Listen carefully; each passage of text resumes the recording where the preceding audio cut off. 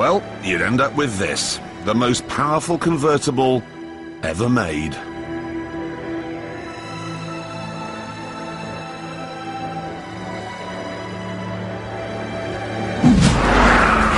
Welcome everyone to the £160,000 BRABUS S Biturbo Roadster.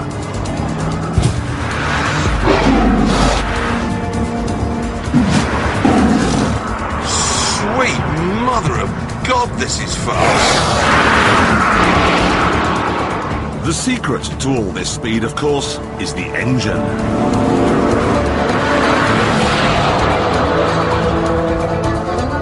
What BRABUS do is take the standard Mercedes V12 and then throw almost all of it away. Only the cylinder block remains, and even that is modified. Everything else is new. New and bigger. The original car has 5.5 litres. This is a 6.3, and the result of that is dramatic. 730 brake horsepower. That's more than any Bentley, it's more than any Ferrari, more than any Lamborghini even. Of course, it's not actually that difficult to screw 730 horsepower from an engine. But it is difficult to put all that power on the road. And it's nigh on impossible when the engine is churning out an almost ridiculous 1,000 torques. 1,000 torques is what you'd use for restarting a dead planet. It's so much that when they put the engine in the car, it wouldn't move at all. Traction control just sat there going, this is impossible. And when they turned the traction control off, the rear wheel spun till the tyres burst. As a result, they've now limited it to just 811 torques, which is about what you'd use to power a medium-sized aircraft carrier. Now, at this point, you're probably expecting me to say that they've limited the top speed as well, and I'm afraid they have, to 219 miles an hour.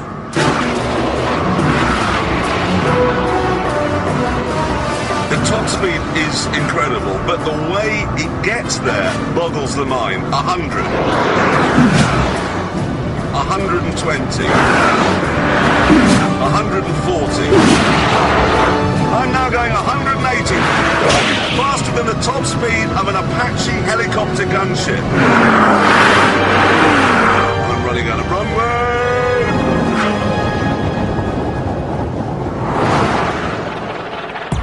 I suppose I ought to explain at this point that Mercedes limit this car to 155 miles an hour because that's the limit of what various components can take.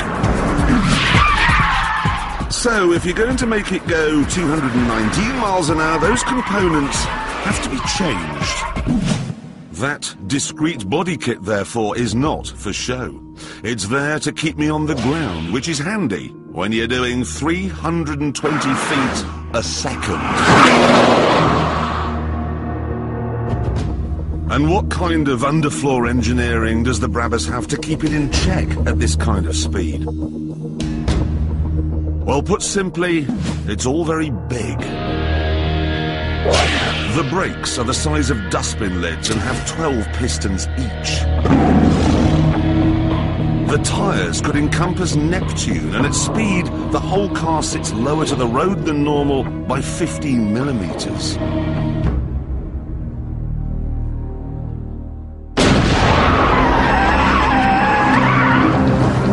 So, has it worked? No, not really. Even though they've reined in the torque, there's still far too much of it. Every time you go near the throttle, even in a straight line, you just get the traction control going, I don't know what to do. Even if you turn the traction control off, this being a Mercedes, of course, it isn't really off. So you've got the brakes stabbing away at the back tyre, desperately trying to control a mountain of torque, just wasting their time. Honestly, you may as well blow on an oil rig fire.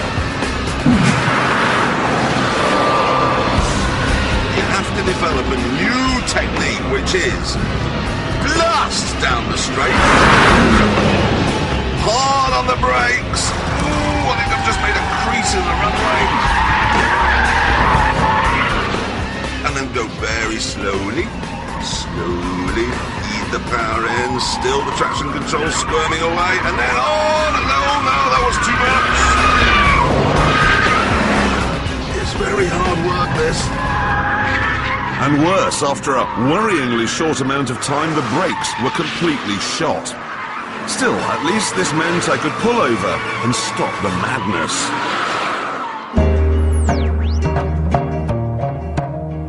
In terms of handling, then, this car is a nightmare. It just cannot cope with the volcano under the bonnet.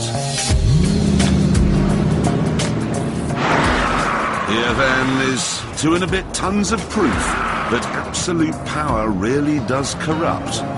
Absolutely.